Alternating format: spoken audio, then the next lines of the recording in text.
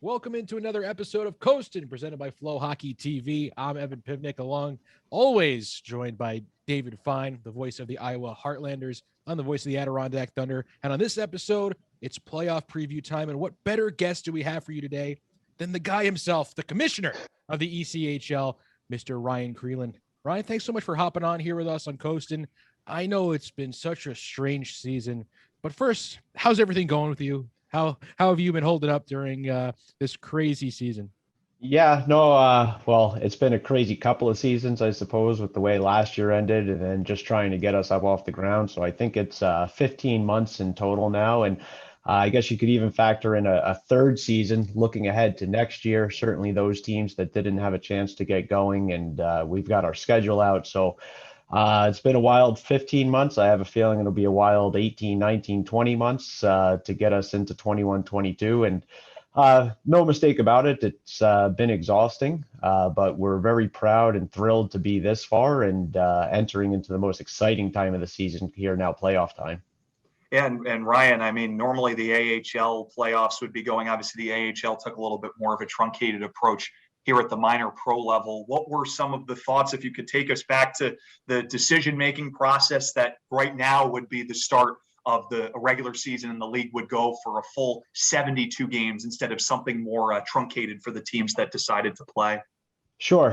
I mean, we kind of, I guess, backed into the decision, first off, realizing that we didn't want to go past July. So we'll go right up until July 3rd this year, and then kind of working backwards. As you guys well know, we did the split season, so giving teams an opportunity to play a full schedule or join later if their jurisdiction would allow so. And again, the Comets were able to take advantage of that. But we also knew we wanted to have some type of playoff, obviously an abbreviated playoff this year. But we wanted to do something. So we were able to work that out, work together with the union. And as you guys well know, after battling through an entire season, the ability to have a playoff, that's where the excitement is, and a chance to win it all. So again, I said it just a few seconds ago, but this is the most exciting time of the season, and that's because of the way a playoff is orchestrated. I'm sure there were a lot of difficult discussions with a lot of different ECHL team members when it came to starting this season. And what are some of the hardest part of that, knowing that there are going to be some teams, half the league wasn't able to play, and then the other half was? What was kind of the back and forth between all the teams in terms of having an actual season? Well, sure. I mean, I don't think anybody wanted to make the decision not to play. Everybody wanted that opportunity, but the reality was, or perhaps even is, with the Canadian border still ongoing, that some teams couldn't play. And that shook itself out over a number of months, a very difficult decision, and owners, team executive teams had to weigh a lot of different factors to make those decisions. And again, certainly not easy decisions. But we also wanted to give teams the opportunity that could play that opportunity. And so I don't even want to try and calculate the amount of hours or phone calls that went into, but we got there. And again, we're very proud that we were able to put this unique split season together and get us to this point. It's interesting too, Ryan, because something that someone you know really well that I've been talking about here in Iowa with Brian McKenna. And the way I phrased it to him, I think it was just last week when I mentioned that, we're going to have you on the podcast, and he was smiling. I said to Brian that it's kind of like the gamble paid off in certain ways, because now you see teams in the NBA playoffs and the NHL playoffs, Major League Baseball, that the fans have returned and states have, opened up. And are allowing more of these mass gathering settings, with the understanding that a larger percent of the population is vaccinated than it was when the season opened for the ECHL. So what do you think about that? That kind of like the gamble paid off, and now you can have full crowds pretty much in every building that's allowing, that to happen. Yeah, no, that certainly went into our decision in terms of recognizing that things would likely get better over time, and they have. And certainly with the vaccine and adoption, you've seen the numbers plummet and have allowed us to get to these jurisdictional restrictions, or perhaps lack of restrictions, that allow us to get back to a sense of normalcy. So that's a big factor. I guess the flip side of that is we didn't want to press too far into the summer. take away from the following season. Certainly the weather is a lot warmer, which creates some issues ice-wise. And what we've learned here too is people are accustomed to the calendar. I think we all are. And, going deep into the summer probably didn't make a lot of sense from a hockey standpoint. When you look at this upcoming season, 21-22, there was a lot of planning that goes into every season, but especially this one, you kind of alluded to it earlier. When it comes to kind of not really knowing the restrictions going into this upcoming year, what went into the schedule making process? Was there anything different? Did you have a lot of different discussions with maybe the board of governors or anything like that? I think, there's been a focus on a sense of normalcy, and we've been very fortunate to see that play out here. We're not 100% out of the woods, and still a few boxes to check there, and the Canadian border being a big one, so a big piece of that. But again, I think over the next 3-4 months, you're going to see that unfold as well, and sets up really nice for us next October. As you guys well know, we did push an additional week later than we're accustomed to. The NHL, AHL ended up doing the same thing, so I think that makes some sense. And I think the one other piece, again, trying to plan for different circumstances, because we had a number of teams that hadn't played this year. As you guys saw, we were able to get the home openers out early and get those into teams' hands to announce to help build excitement for next season. Again, nobody wanted to take a year off, but in some instances, it was the jurisdictional reality. I'll preface this that this is not the sexiest question for the common fan, but the league partners are really important. The sponsors that you have that work with the team in the leagues, and during the pandemic, every business has been affected in some ways. Some have fared better than others. But what challenges and what successes have there been for the league partners in terms of what they've been able to provide to the member teams? Sure. During times of crisis, relationships and good partners go deep, and we've got a great collection of partners, and I hope they view us as a great partner as well, and I'm pretty sure they do. And again, just being on the phone, working through the logistics, which it's amazing how many details that we've all grown accustomed to are just kind of run of course that need to be reevaluated in the middle of a pandemic. But again, we've all worked together. Again, so happy to be to this point, get back to a sense of normalcy next year, which again, I think is right around the corner. And, as we complete our playoff, complete our finals, we're turning all our attention to 2022 and getting quote unquote back on schedule with those partners. We couldn't have done it without them. Again, so many logistical challenges, but it's amazing what you can accomplish when you all work together. It seems year after year, the ECHL just becomes a better league in terms of talent and development. And this season, obviously, it was different because half the teams are playing. That meant more competition for roster spots. So from what you were able to see, and to see these kind of super teams, if you will, in a way that we're playing in the ECHL, what's your take on just the talent and just the level of skill that you've seen in the ECHL this past year?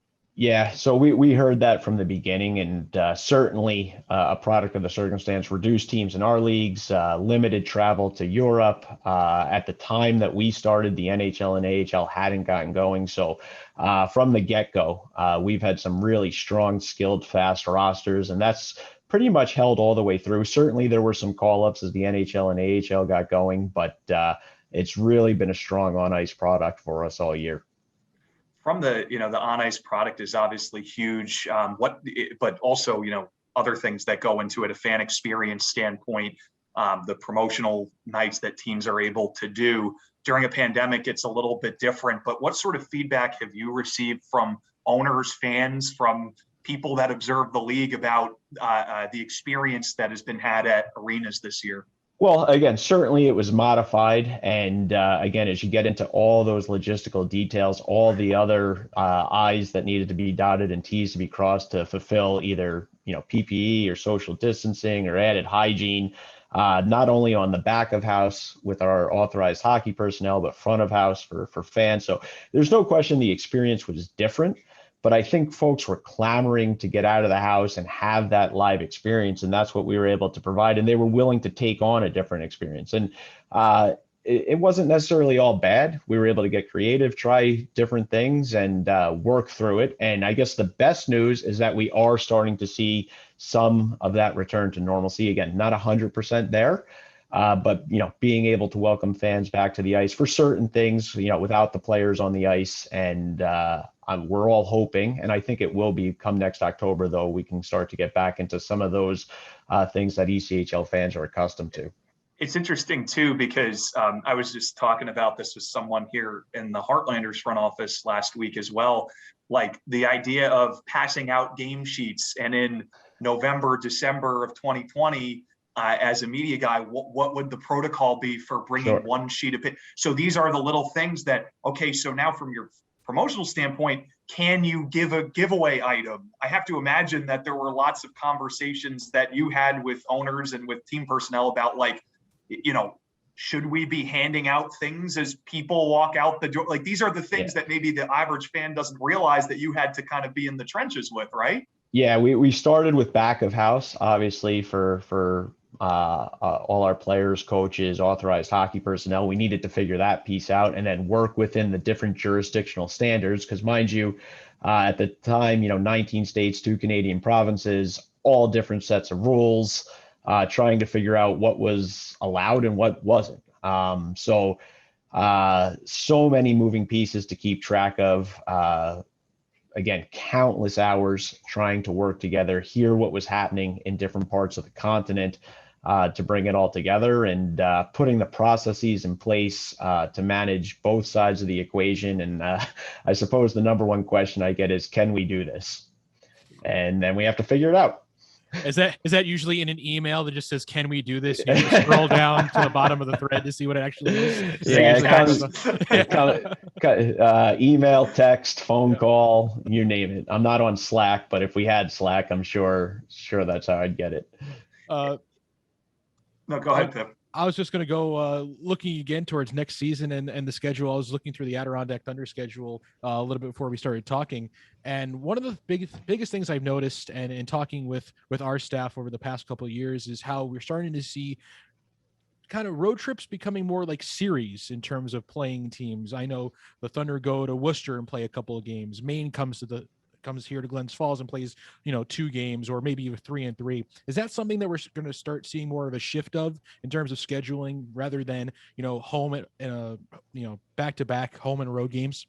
I think a little bit. I think some of that was in the works already, but then COVID expedited that. That was something we really placed an emphasis on our own internal processes to try and limit a team staying in one location in one hotel. This way you weren't bouncing between hotel to hotel in a single week or weekend series. So it helps on a couple different levels. It's not always possible based on building availability. So I don't think you'll see it to the extreme of what we saw here in the COVID 2021 season, but you will see a little bit of it that eking into 21-22 and subsequent seasons, because at some levels it makes a lot of sense. Next season, there are 2 new teams coming in, and then the following season, there's one. Obviously, I feel pretty lucky to be out in Iowa City. Sure. With the Heartlanders. It's been great. Brian McKenna's been awesome.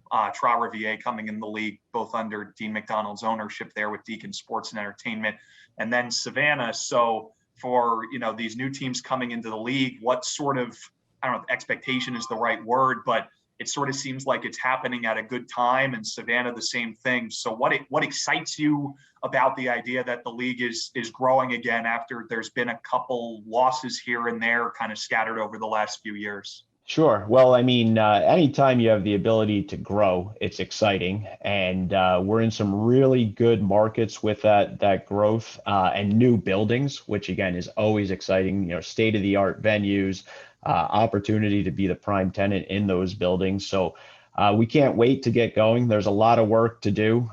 Certainly the pandemic didn't help us in that regard in terms of being able to get boots on the ground and staff up and running. But we have a really good opportunity. The geography works nicely for our league as well with the addition to the different divisions. And again, we have a lot to complete this season, get through 2021. But we are looking ahead to 21-22, and as you touched on, Savannah for 22-23. Well, we got to talk about the rumor before we get you off this topic. We're not letting you go that easily. Bad connection. Got to go. Oh yeah. Rumor has it that there might be a team coming to Binghamton in 22-23. Do you have any sort of comment on that or anything? Or you're looking at me with a puzzled look, so I don't know. No. I don't shy away. We're certainly in talks with the folks in that market. Think it could be a nice opportunity. Traditional minor league hockey market has had minor league hockey for decades. Certainly a vacancy there with the AHL team leaving, and we'll be in discussions over the next couple of months to see if we can make it work out. As I always say, these things never happen overnight. There's multiple facets that need to come together. But again, the geography works, traditional hockey market, and could be a great ECHL city if the pieces come together. We'll kind of let you go on that. And my final question, Ryan, would be that I don't know how many games you've been able to attend in person this year, but gloves on when you're handing out the Kelly Cup this season. There's sort of some PPE feel, or what's the deal there? Yeah, well, first off, let me correct you there. Mr. Kelly hands out the Kelly Cup. Oh, beg your pardon. I think we'll let him go gloves off. He is vaccinated. Yeah. Spoke with him a couple times over the weekend. He's very excited. He went to his first ECHL game here about a week ago, and he's looking forward to the finals. So can't wait to get him out there. And we'll assess the situation. We'll make sure all the proper protocols are in place. But if we can get him out there, we're going to make sure he's out there. Definitely for the Commissioner Emeritus, Mr. Pat Kelly. Beg your pardon on that. Ryan, it's been great. Been great catching up with you. We appreciate you hopping on for a few minutes, and thanks for going through the ringer here on Coastin with Piv and Finer. Yeah, no, thanks for doing it all year, guys, and we're close. Again, to be through the regular season is very exciting, and now let's enjoy the playoffs.